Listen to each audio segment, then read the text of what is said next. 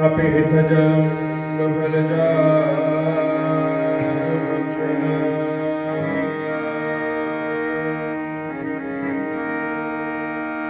उमासुतं शोकविनाशकारणं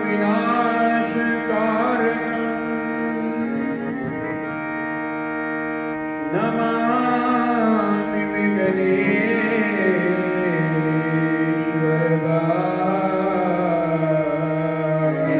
विघ्नेश्वरबालमङ्गलम्।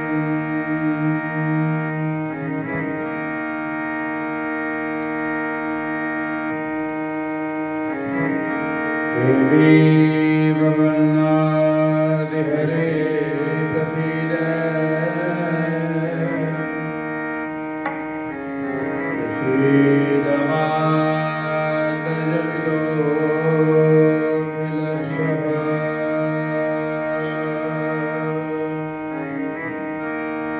प्रसीद विश्वेश्वरि पाहि विश्वम्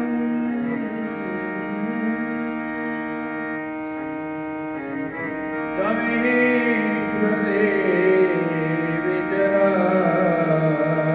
चराचरस्य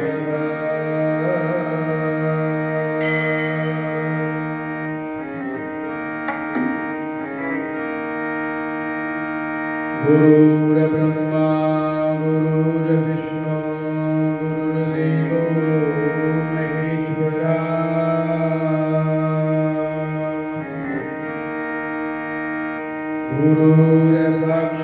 गुरुर्साक्षात् परब्रह्म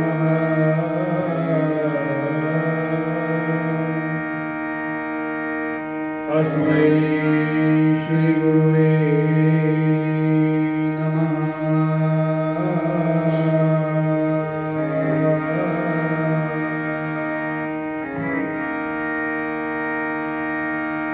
शान्ताकारं भुजगशयनं पद्मनाभं सुरेशं विश्वधारं गगनसदृशं मेघवर्णं शुभांगं लक्ष्मीकान्तं कमलनयनं योगिहृदयानगम्यम् वन्दे विष्णु भवहरं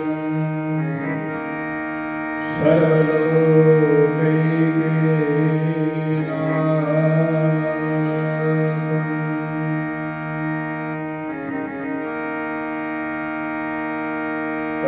कस्तूरीतिलकं ललाटपटले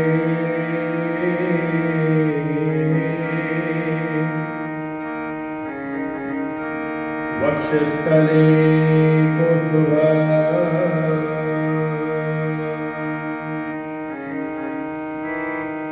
नासाग्रे वरमौक्तिकं करतले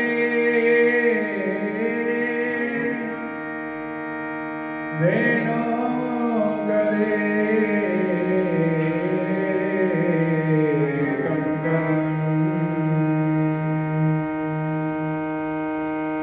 सर्वांगे हरिचन्दनं सुललितं कण्ठे च मृगतावली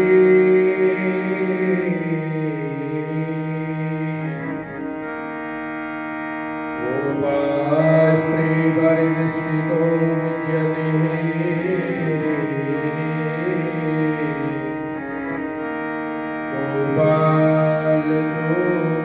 गोपालचूडामणि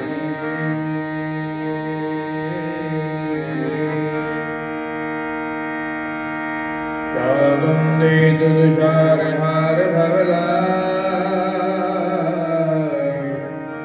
या शुभ्रवस्त्रावृता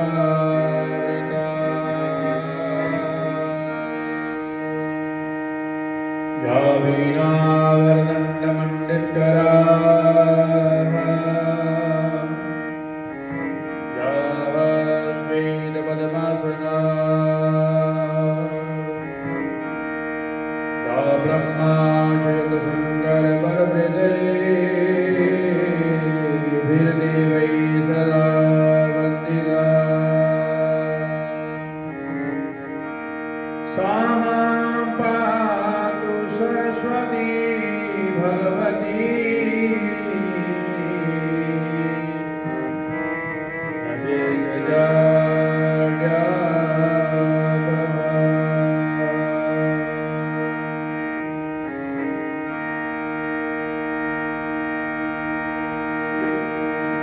वन्दे देवी उमापदं सुरगुरुं वन्दे जगत्कारणम् वन्दे पन्नगभूषणं मृगधरं वन्दे वसुनामपदं वन्दे सूर्यशशाङ्कवहिननयनं वन्दे मुकुन्दप्रियम् वन्दे भक्तजनाश्रयं च वरदं वन्दे शिवं सुन्दरम्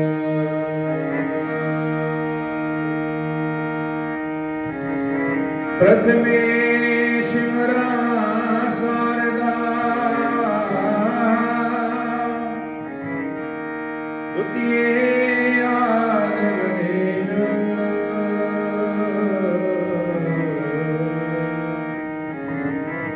तृतीये शिवरा शारदा मेरे कंठ करो परवेश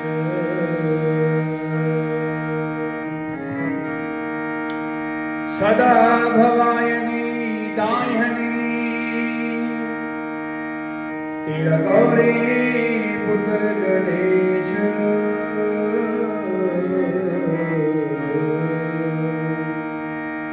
पांच देव रक्षा करे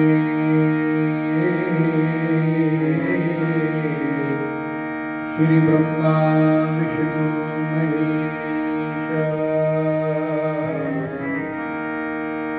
कथा प्रारंभ होत है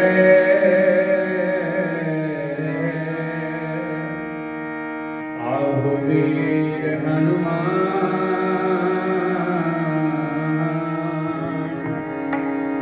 राम लखन संग जानकी सबका करो कल्याण।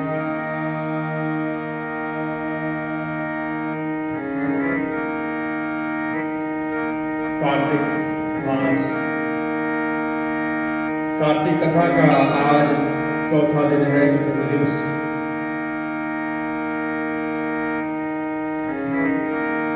कल कथा बरसात के कारण सूक्ष्म कथा हुई थी केवल कार्तिक की।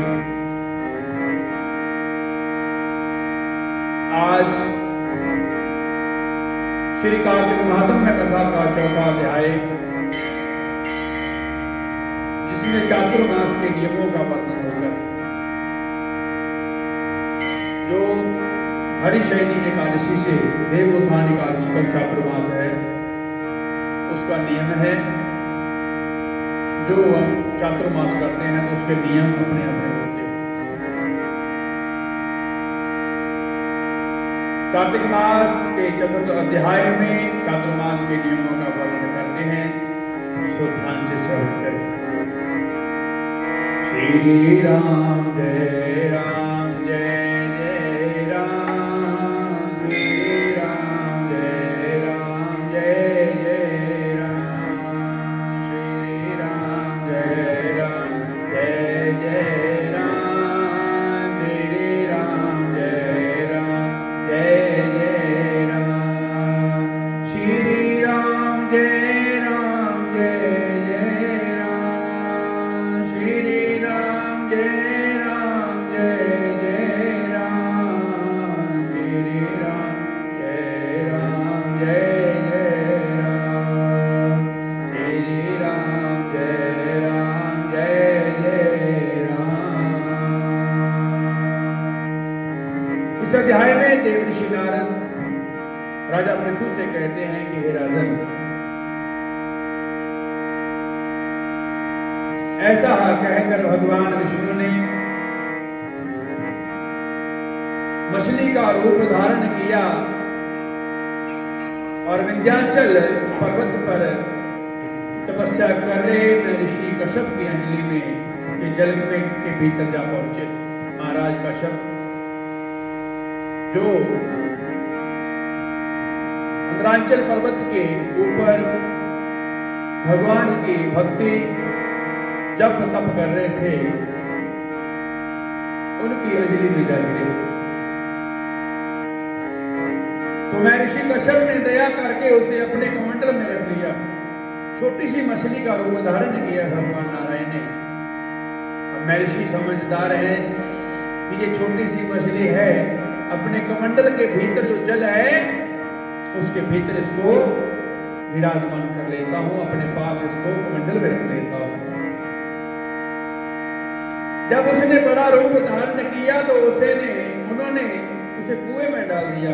वो जो मछली थी भगवान के स्वरूप में, वो कमंडल में उसने अपना रूप बड़ा किया। तो महर्षि कश्यप ने उसे कुएं में डाल दिया। जब कुएं में भी ना समा सकी तो उन्होंने उसे उसी पास के एक तालाब में फेंक दिया। जब उसमें भी ना समा सकी तो उन्होंने उसे समुद्र में डाल दिया और वह वहां पर भी उस रूप से बढ़ने लगी।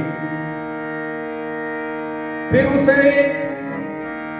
मत्स्य रूपी भगवान श्री नारायण ने उसे शंकासुर को मार डाला। जो वह राक्षस शंकासुर नाम का राक्षस है, जो कि देवताओं के वेदों को और बीज मंत्रों को चुरा कर ले गया। उसको मारा और उसके पश्चात अंग को हाथ में लेकर बद्री के स्थान में यहाँ पहुंचे। उसको मारने के बजाय उसके बाद जो शंख था उसको लेकर आए और बद्री नारायण के अपने तप स्थान पर वहां पर पहुंचे, बद्री वन में पहुंचे।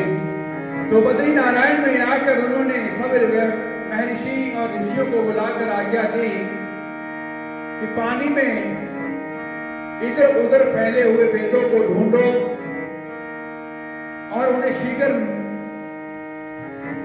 मिलाकर मेरे पास लेकर आए, तब तक मैं देवताओं के साथ ही प्रयागराज में विश्राम करता हूं।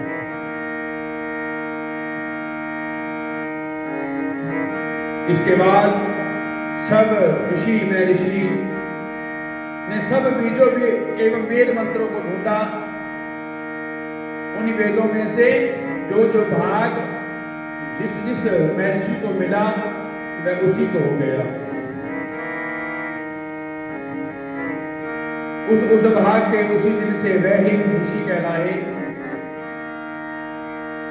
सभी वेदों को लेकर ऋषि महर्षि प्रयागराज में आए और उन्होंने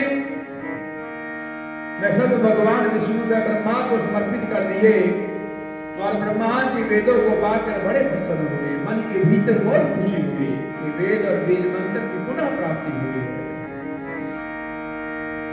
उन्होंने देवताओं और ऋषि महर्षियों के साथ अश्वमेध यज्ञ किया और यज्ञ के अंत में देवता गंधर्व यक्ष नाग भगवान विष्णु को दंडवत करने के पश्चात प्रार्थना करने लगे और देवताओं ने कहा, हे देव, हे जगन्नाथ, हे प्रभु, आपने हमारी प्रार्थना को सुनिए। हम लोगों के हर्ष का समय है, इसलिए आप हमें वरदान दीजिए। देवता ठाकुर जी से कहते हैं, विष्णु जी से कहते हैं कि हे प्रभु, हमें वरदान दीजिए कि हस्त हुए वेद पुनः श्री ब्रह्मा जी को प्राप्त हो गए हैं और हे मां लक्ष्मीपते, आपकी अनुकंपा से हम देवताओं को यक्ष का भाग ही प्राप्त हुआ है। ये स्थान आपके प्रसाद से आज पृथ्वी भर में सर्व एवं प्रधान पुण्य को बढ़ाने वाला, मुक्ति तथा भक्ति को देने वाला होगा। ब्रह्म हत्या आदि पापों से का विनाश करने वाला, परम पवित्र और अक्षय फल को देने वाला हो, ये वरदान आप हमें दीजिए। तो भगवान विष्णु ने कहा कि हे देवताओं, जो कुछ आप लोगों ने कहा वह मेरा ही ध्येय है। जैसा आप लोगों ने कहा कि यह स्थान आज से ब्रह्म क्षेत्र के नाम से जाना जाएगा। ब्रह्म क्षेत्र, ब्रह्मा जी का स्थान, और इसी स्थान पर गंगा जी व सूर्य पुत्री यमुना जी का संगम होगा। प्रयागराज, यहां पर संगम होता है। मैं श्री ब्रह्मा जी सहित यहां पर निवास करूंगा और यहां पर किया हुआ जप तप व दान महान फलदायक होगा। पहले जन्म में किए हुए पाप, ब्रह्म हत्या आदि बीज तीर्थराज के स्नान करने से समाप्त हो जाएंगे। जो लोग अपने उनके पिता के मेरे स्वरूप को प्राप्त करेंगे वह तीनों की मुक्ति को प्राप्त करेंगे। मकर संक्रांति पर माघ मास में प्रातः काल वहां पर आकर स्नान करने वालों के दर्शन मात्र से सब पाप समाप्त हो जाएंगे, ऐसा वरदान दिया है। गंगा सागर या प्रयागराज, वहां पर स्नान होता है जब सूर्य उत्तरायण हो, माघ मास की संक्रांति।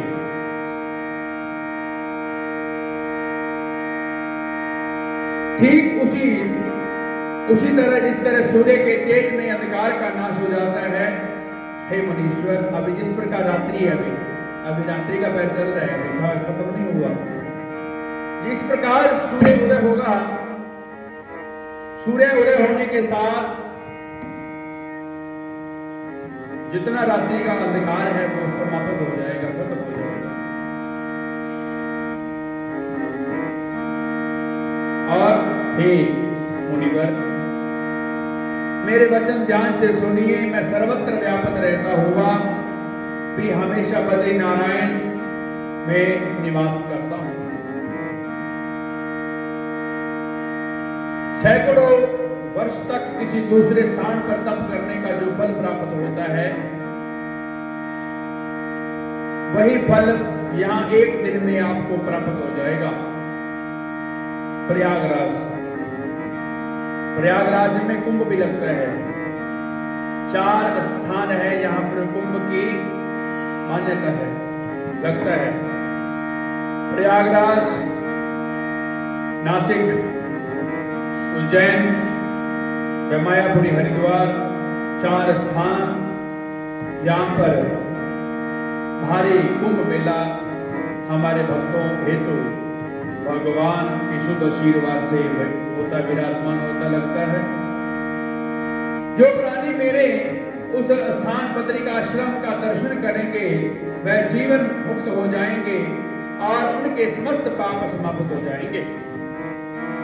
हम बद्रीनाथ जाते हैं। बद्रीनाथ भगवान श्री नारायण जी का स्थान है। 6 मास के लिए दर्शन होते हैं, 6 मास के लिए नहीं होते।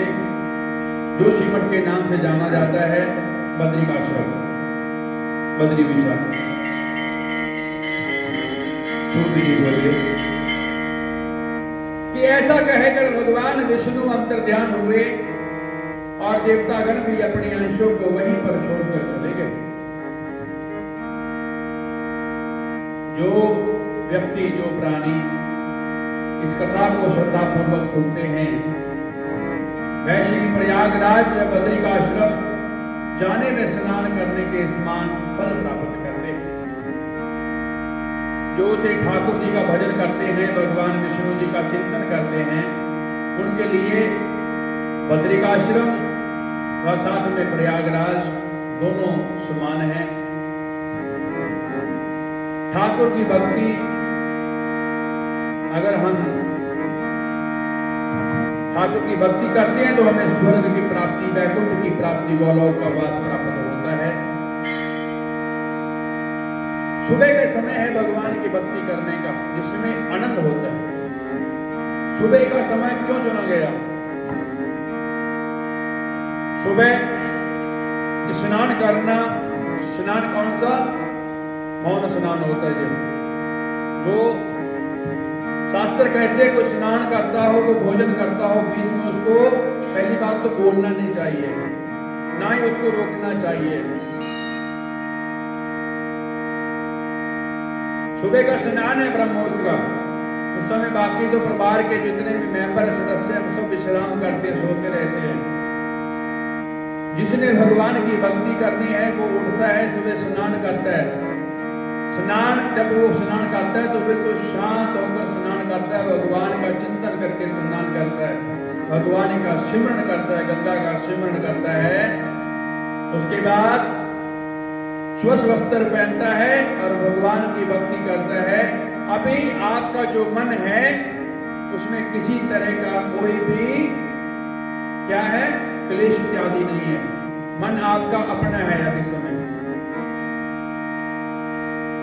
जिस प्रकार अपने घर में वापस जाएंगे 7-8 बजे से शाम तक भगवान का चिंतन नहीं होता, फिर तो घर के कामों में अपने परिवार के बीच में रहकर आपका मन भगवान में नहीं लगता।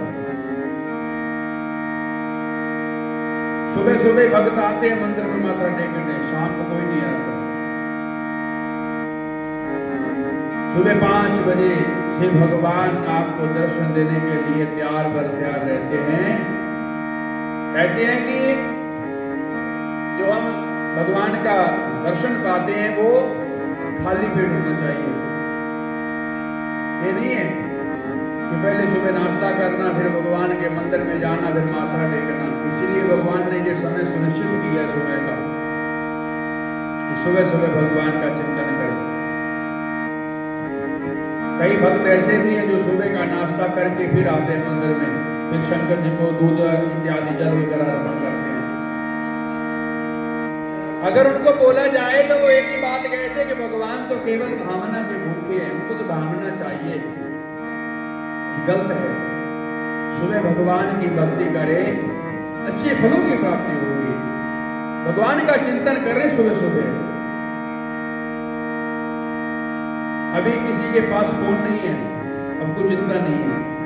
8 बजे तो फोन भी हाथ में आ जाता है, फिर उसके बाद चिंता ही चिंता शुरू हो जाती है, क्या करना है क्या नहीं करना, आज वहां जाना है यहाँ जाना है। कार्तिक कथा को विश्राम, दूसरे चरण की कथा में चलते हैं।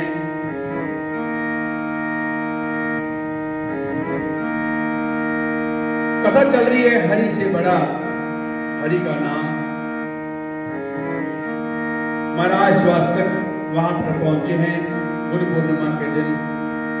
देव ऋषि नारद ने उनको कान में कहा कि सभी की चरण वंदना करना, परंतु जो ऊंचे स्थान पर विश्वामित्र हैं उनको छोड़ देना, क्योंकि वो ऋषि नहीं है, राजा है। पहले राजा थे, आज ऋषि बदला हुआ।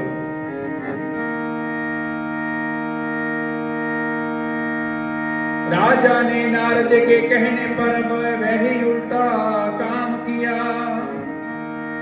एक विश्वामित्र के बिना बाकी ऋषियों को प्रणाम किया। इस बात का जो कुछ होना था आखिर वही परिणाम हुआ। क्षण में ही सारी महफिल का बस्ती का रंग तमाम हुआ।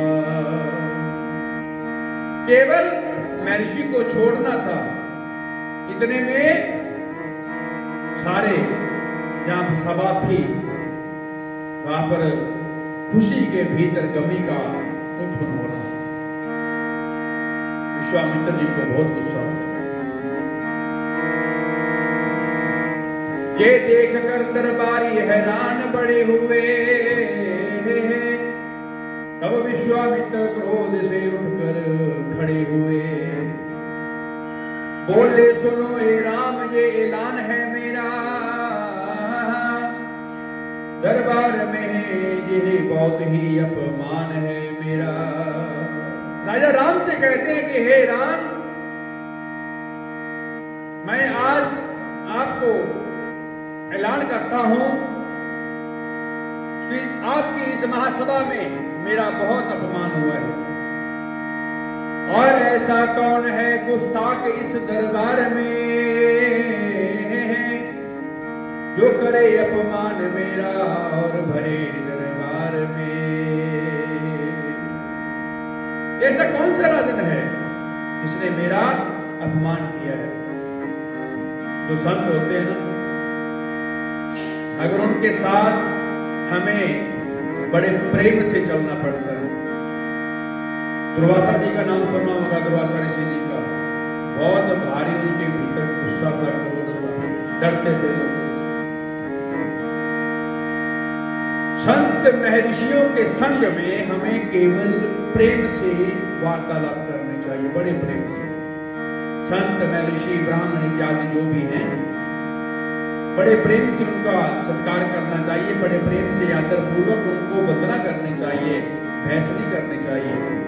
पता नहीं इनका मूड कैसा होता, क्योंकि संत तो चलते फिरते अच्छे लगते हैं, एक स्थान पर कभी डेरा नहीं डालते थे।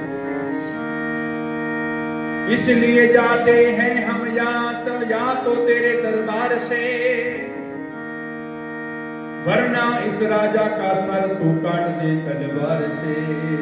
विश्वामित्र जी कहते हैं राम से कि हम तो तुम्हारे दरबार से जा रहे हैं, नहीं तो तू उस राजा का अपनी तलवार के साथ इसका सिर काट दे बस। जब राम ने ये सुन लिया ऐलान गुरु का,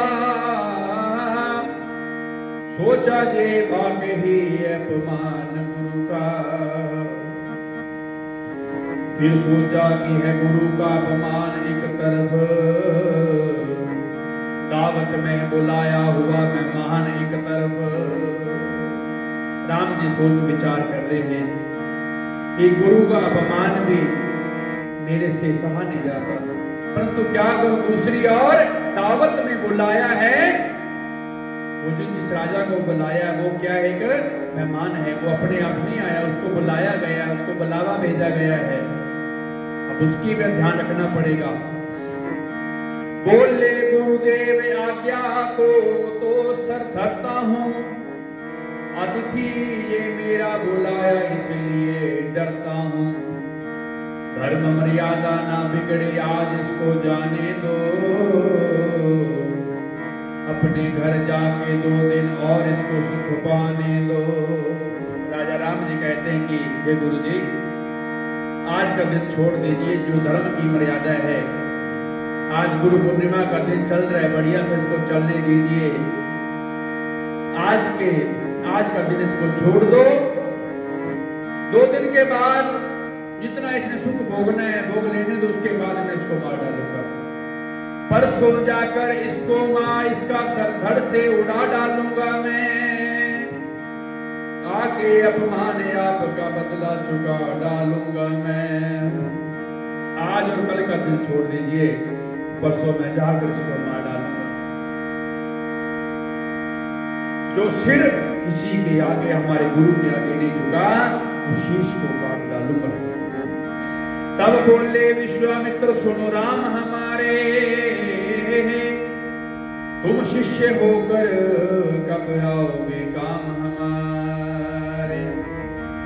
गुरु की आज्ञा शिष्य को माननी पड़ती है। गुरु जी जब तक आज्ञा ना दे तब तक हम कहीं जा नहीं सकते। हम आते तो अपनी मर्जी से हैं, और जाते उनकी आज्ञा से ही है। ये नहीं है गुरु पूर्णिमा यहाँ भी होती है, हम आते सुबह आकर वंदना करते हैं, गुरु पूजा करते हैं, उसके बाद भोजन किया चुपचाप निकल गए, ऐसा नहीं है। आज्ञा लेकर जानी पड़ेगी, हमें आज्ञा दी, हमने जाना है। गुरुदेव की अगर आज्ञा हुई तो आप जा सकते हैं, नहीं तो नहीं जा सकते। तब बोले विश्वामित्र सुनो राम हमारे, तुम शिष्य होकर कब आओगे काम हमारे। आज्ञा मेरी को तो खूब पाल रहे हो, 2 दिन का देके वक्फा मुझे टाल रहे हो। हे राम, तू मेरा शिष्य है, 2 दिन की बात कर रहा, तुम बात को टाल रहे हैं। मेरा उसने अपमान किया, ये तुझे जरूरी नहीं। अब तो 2 दिन कहता है, अगर सचमुच गुरु की आज्ञा का इतना पास है तो एक दफा सुगंध खाओ कि तब तो मुझे विश्वास है। 2 दिन की अगर बात लेनी है तो कसम खाओ, सुगंध खाओ, फिर मैं मान जाऊंगा कि राम ने कसम खाई कि 2 दिन के बाद इसको मारूंगा, पहले नहीं। खाओ सुगंध जिसका सहारा हो तुम्हें, कसम खाओ उसकी जो सबसे प्यारा हो तुम्हें। कसम उसकी खाना जो तेरे पास रहता हो, जिसका तू प्यारा हो, ना तू उसके बिना रह सके ना वो तेरे बिना रह सके, ऐसे व्यक्ति की कसम खाओ। राम बोले, ए गुरुदेव आज सच कहता हूं मैं, जिसकी ऊंची भावनाओं में सदा रहता हूं मैं, जिसके एक एक रोम में बस राम का ही नाम है। स्वामी भक्ति सेवा बस निष्काम जिसका काम है। बता रहे राम जी कि स्वामी भक्ति करना ही उसका केवल काम है। मेरे हर संकट में जो मेरा सहाय बन गया, दुख का पर्वत पे जिन हाथों मेरा ही बन गया, जिसकी भक्ति व शक्ति पे जग को मान है, जिसके निर्मल प्रेम पर भगवान का अभिमान है। राम को अभिमान है, राम ने हनुमान को अभिमान है कि मैं राम का भक्त हूं। अगर अभिमान करना तो ऐसा अभिमान करना मैं उसका हूं। इस पवित्र प्यार की तस्वीर की सुगंध है, सबसे प्यारे मुझको उस महावीर की सुगंध है। राजा राम जी ने महावीर हनुमान जी की सुगंध को खा लिया कि मुझे मेरे हनुमान की कसम है, सुगंध है, जिसने की बेइज्जती मेरे गुरु भगवान की, परसों मारूंगा उसे, मुझे कसम है हनुमान की। राम जी ने हनुमान जी की कसम को खा लिया कि गुरु जी मुझे हनुमान की कसम है, परसों मैं उसको मार डालूंगा। राजा ने ये प्रण सुना जब अपने सर को खूब धुना सब।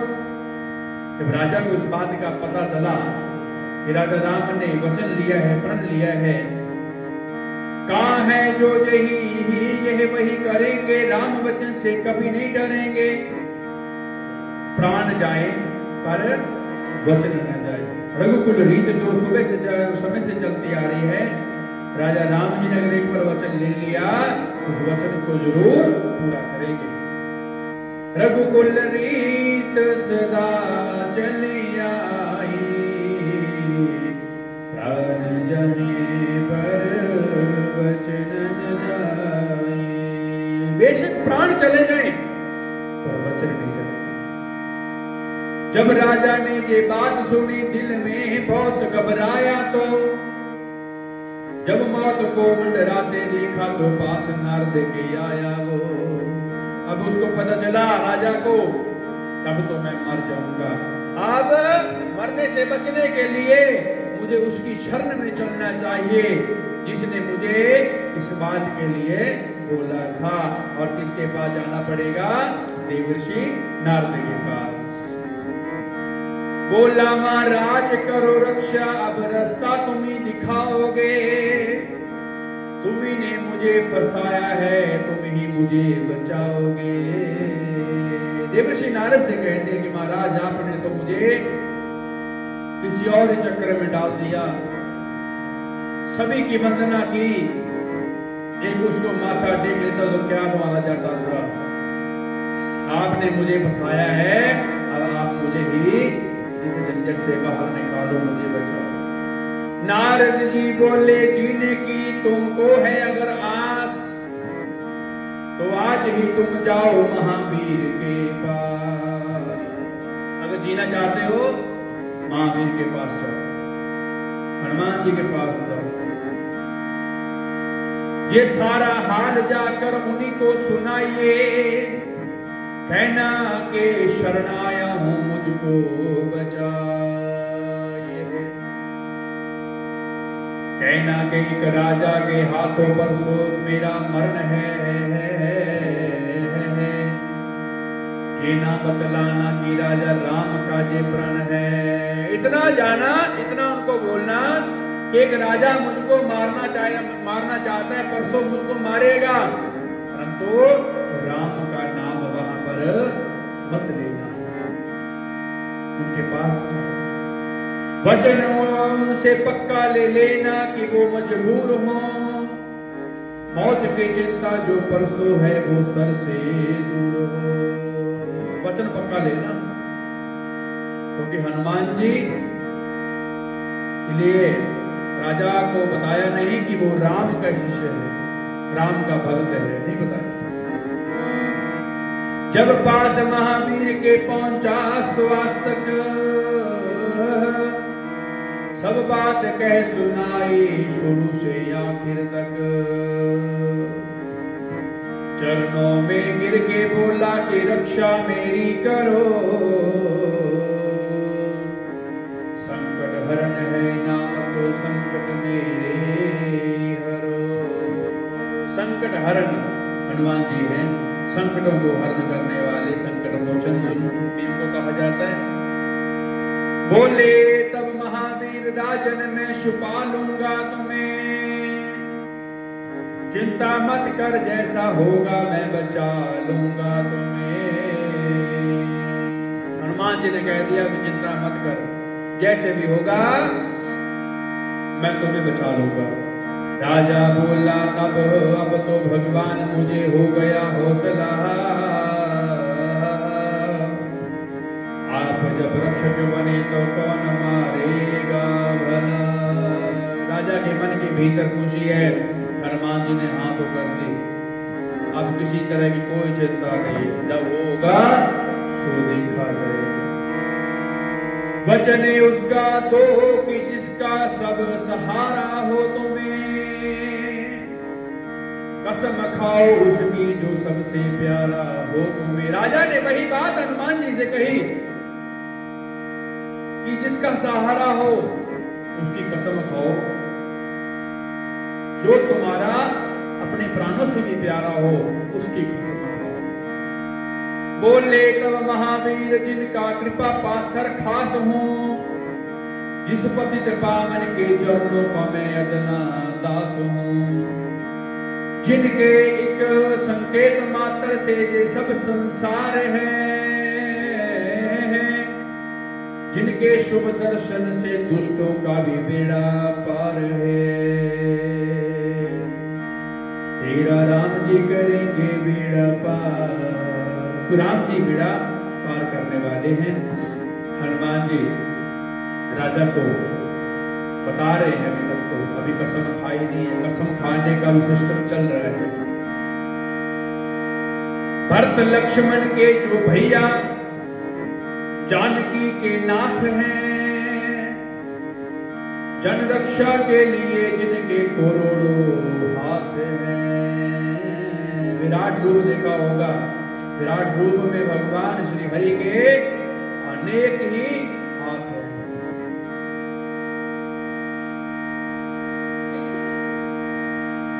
ओट है जिसकी मुझे उस नाम की सुगंध है, प्राण से प्यारे मुझे श्री राम की सुगंध है। हनुमान जी ने कसम खाई राजा राम जी की, श्री राम जी की कसम को खा लिया कि मुझे सुगंध है मेरे राम की। कसम खाई है तो पूरी कर दिखाऊंगा तुझे, राम का गरदास हूं तो मैं बचाऊंगा तुम्हें। उस तरफ सौगंध ली भगवान ने हनुमान की, उस तरफ, जहां कौन सी तरफ? विश्वामित्र के सम्मुख में राजा राम ने कसम खाई हनुमान की इस तरफ सुगंध ली हनुमान ने भगवान की। अब तो बात बनेगी, अलग ही बात कुछ होगी। राजा की टकराई आशा से निराशा देखिए, ऋषि नारद का रचाया अब तमाशा देखिए। देव ऋषि नारद ने शुरू कर दिया। राम जी ने कसम हनुमान की खाई और इधर हनुमान ने कसम श्री राम की खाई।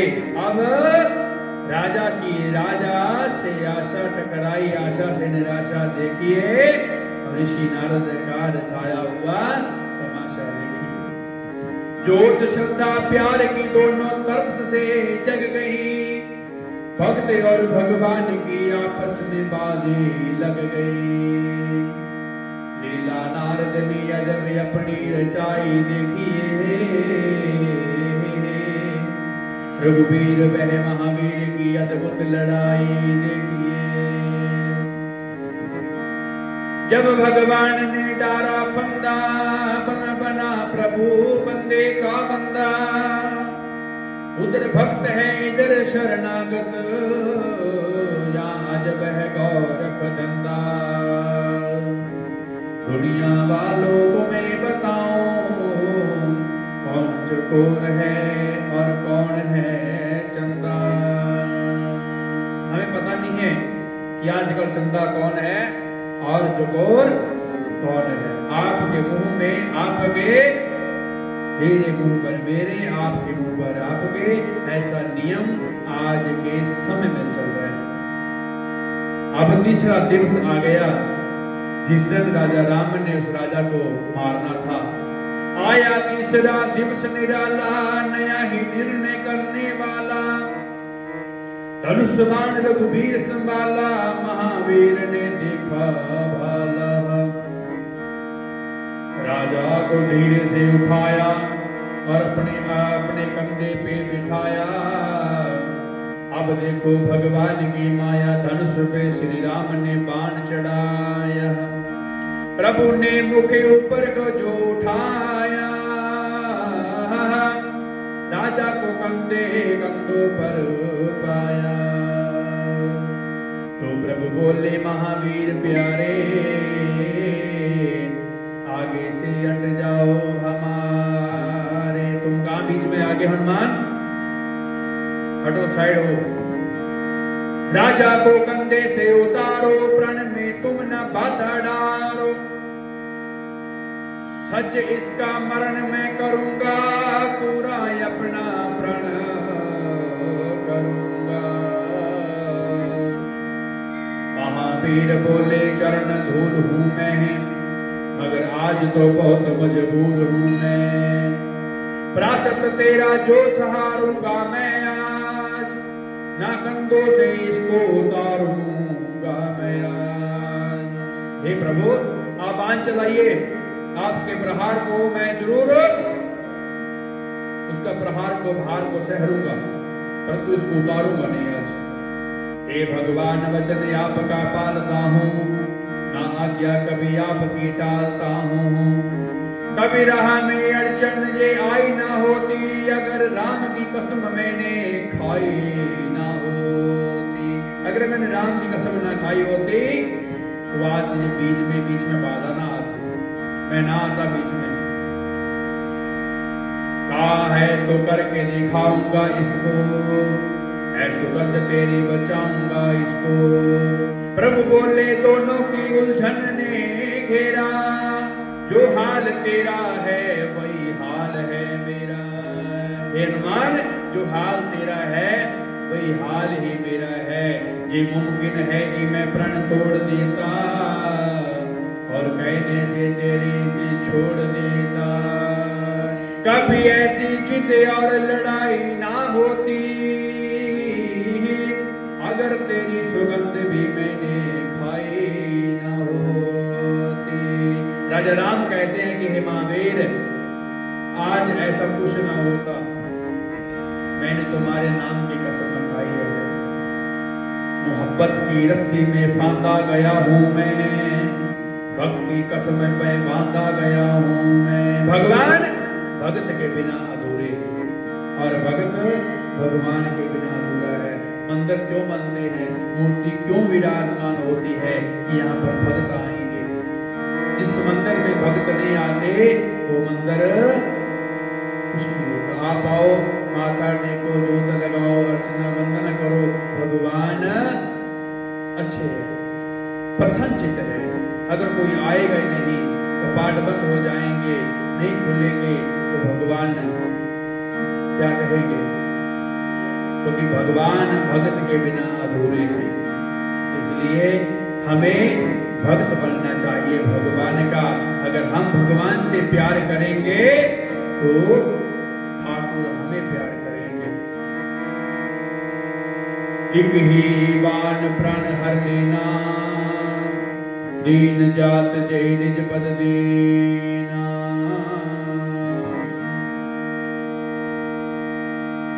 जब हरि को तीव सर लेना, धड़ से मित्रता सुर सर के ना।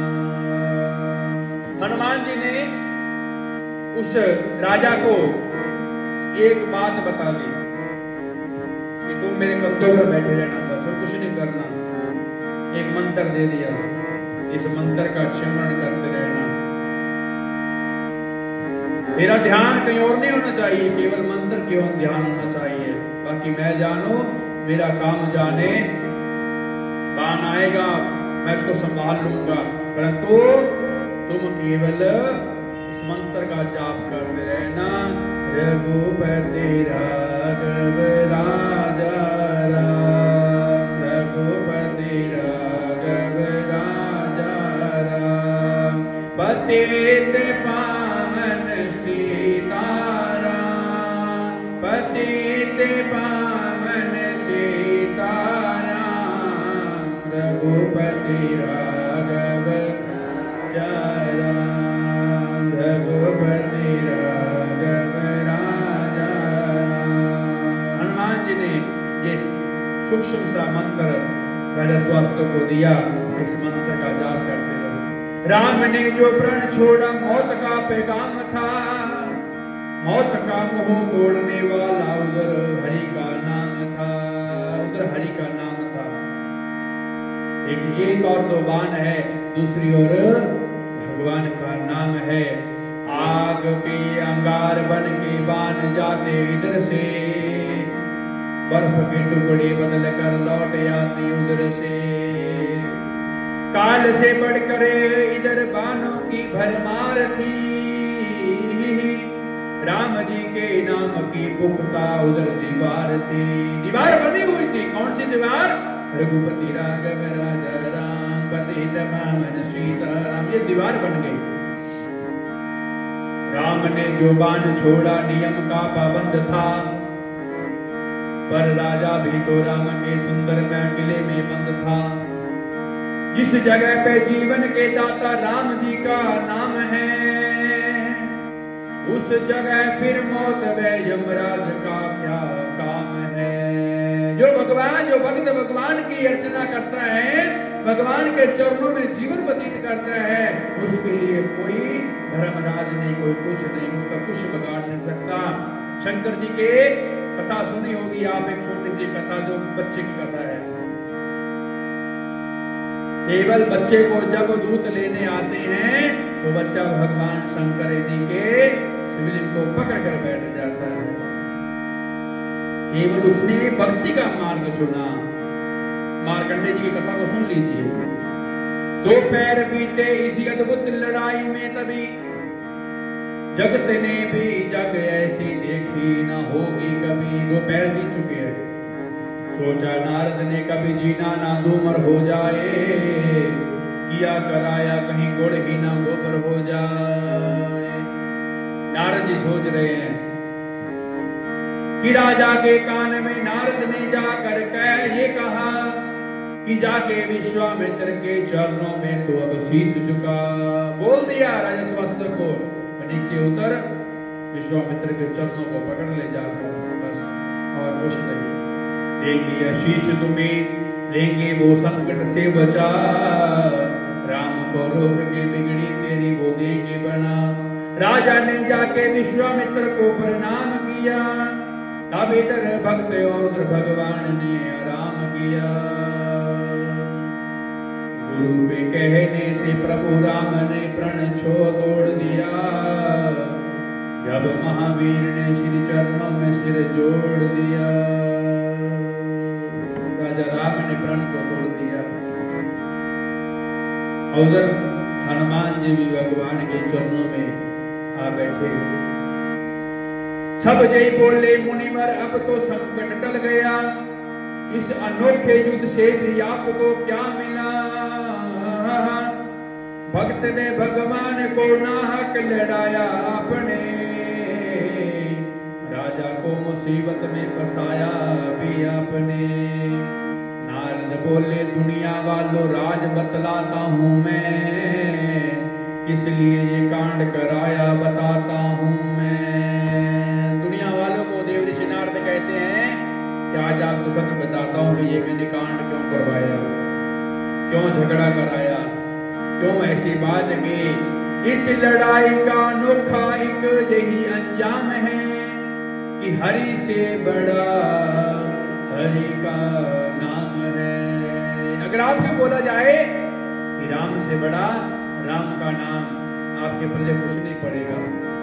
कैसे हुआ राम से बड़ा राम का नाम? राम बड़े हैं, नाम कैसे बड़ा हुआ? थोड़ा सा अगर उसको विस्तार से बताया जाए तो फिर जाकर समझ पड़ती है कि कौन बड़ा है।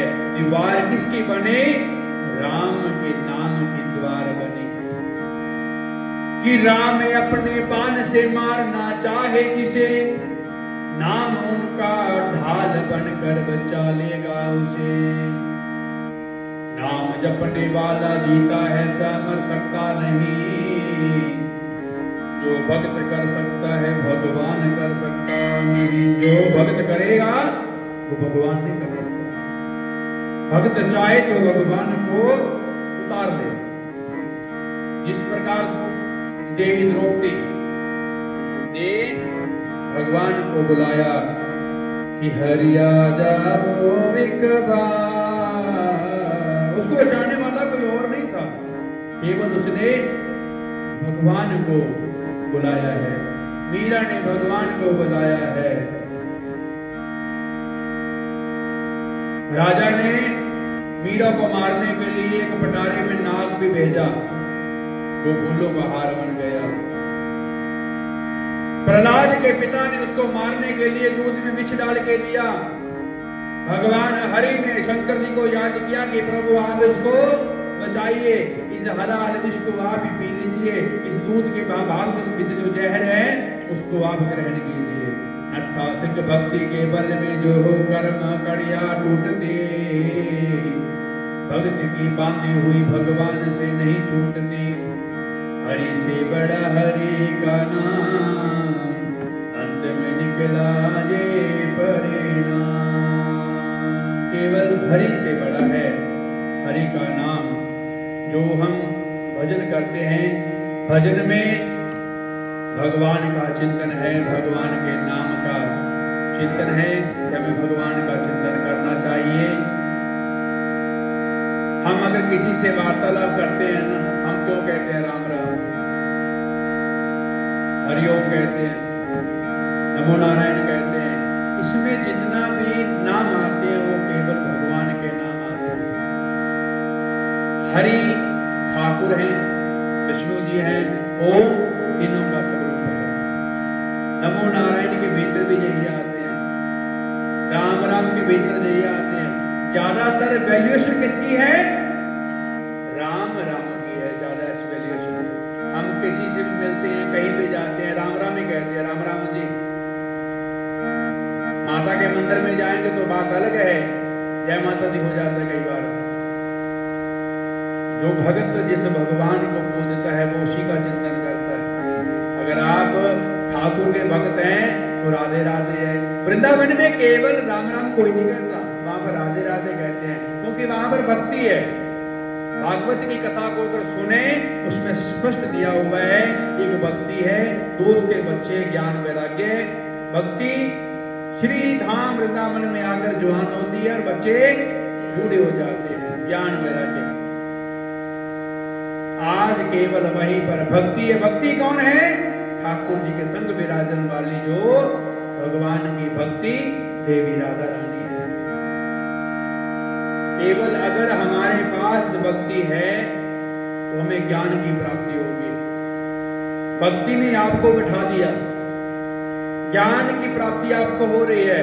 तीसरी बात रहेगी वैराग्य।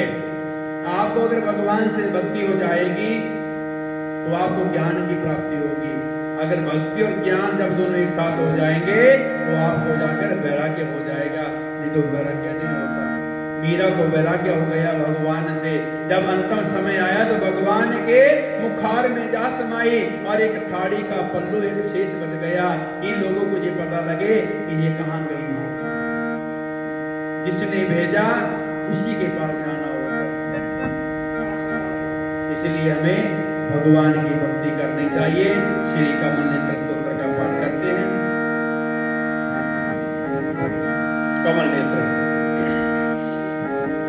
ले लीजिए, पुस्तक ले लीजिए। श्री कमल नेत्र कटि पीतांबर अधर मुरली गिरधरा मुकुट कुंडल करल कुटिया सांवरे फूल जमुना देनु आगे सकल गोपियों के मन हरंबित वस्त्र गरुड़ वाहन चरण सुकनित करत कौलिक रोल निषदिन कुंज वन योजागरम अजर अमर अलोल निश्चल पुरुषोत्तम परम दीनानाथ दयाल गिरधर घनशयना गल फूल बाल विशाल लोचन अधिक सुंदर बंशीधर वसुदेव शल्या बलिदल्यो हरिवामनं जल डूबते गज सेतु रामनं सपत दीप नवखंड चोदय पवन कीनो वेक पदम द्रुपदा के लाज रखे कालो उपमा करं दीनानाथ दयाल प्रण करुणामय करुणाकरं कपिदास दास विलास निषदिन नागरं प्रथम गुरु जी के चरण बंदो जस ज्ञान आदि विष्णु जुगादि ब्रह्मा सेविते शिव शंकर श्री कृष्ण केशव कृष्ण यदुपति केशव श्री राम रघुवर राम रघुवर रामति रघुवर भगवान श्री राम कृष्ण गोविंद माधव वासुदेव श्री अच कछ वराह नरसिंह पाहि रघुपति वामनं मथुराम केश्वराय विराजे गोकुल बालको श्री वृंदावन में मदन मोहन गोपीनाथ गो जय धन्य मथुरा धन्य गोकुल जहाँ श्रीपति तरे धन्य जमुना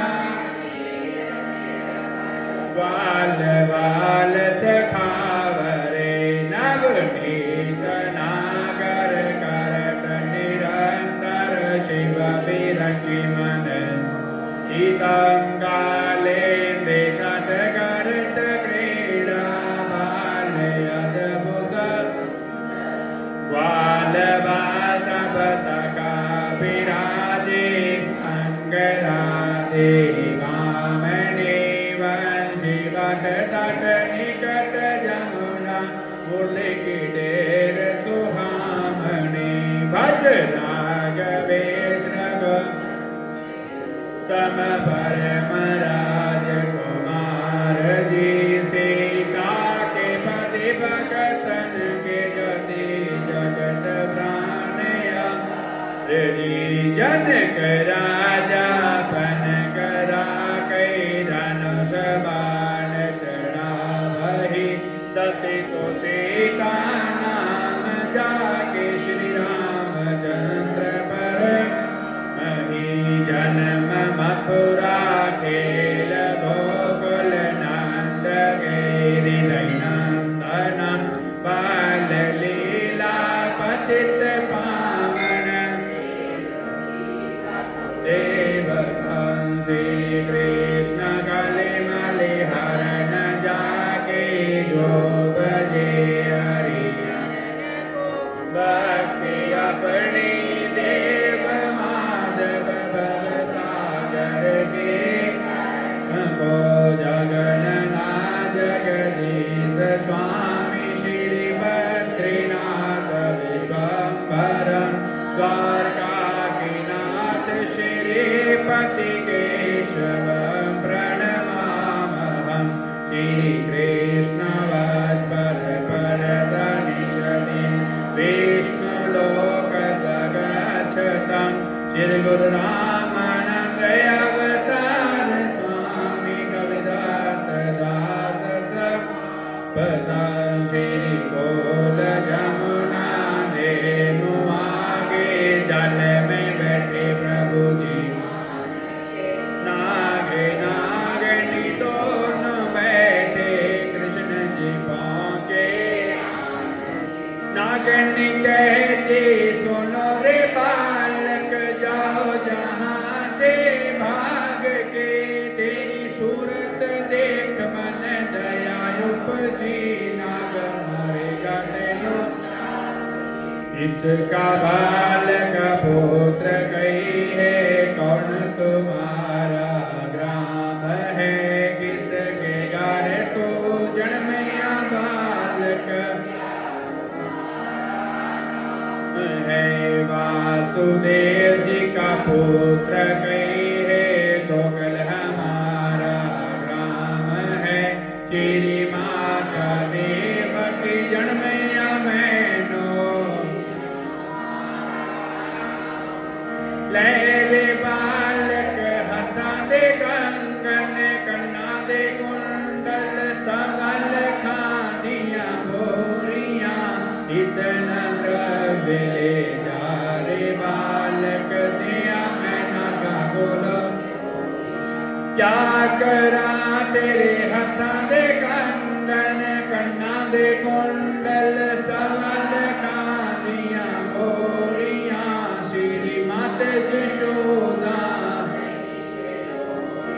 आवे नाग कले दिया डोरिया क्या रे बालक वेद ब्राह्मण क्या मरे होता चौनाए नाग दल में आन पहुँचे अब कैसे घर जानाए नारे पद मणि वेद ब्राह्मण नंद जी का मैं श्री मात यशोदा दही बिलोवे नेत्र मांगे काले का पद बचो में भुजा मरोड़े नागनी नागज उठो रे उठो बलवंत योदा उठे रे उठे मंडली का राजा इंद्र वांगो गरजया बांके मुकुट पर झपट गेनी कृष्ण जी मुकुट बचा लिया पूजा का बल प्रभु के चली नो जीवा का बल प्रभु जी हाथ जोड़ना गणिया कहती बल भी आज तुम्हारा गा गयो बंश्री से काली नाग नाट्या फन फन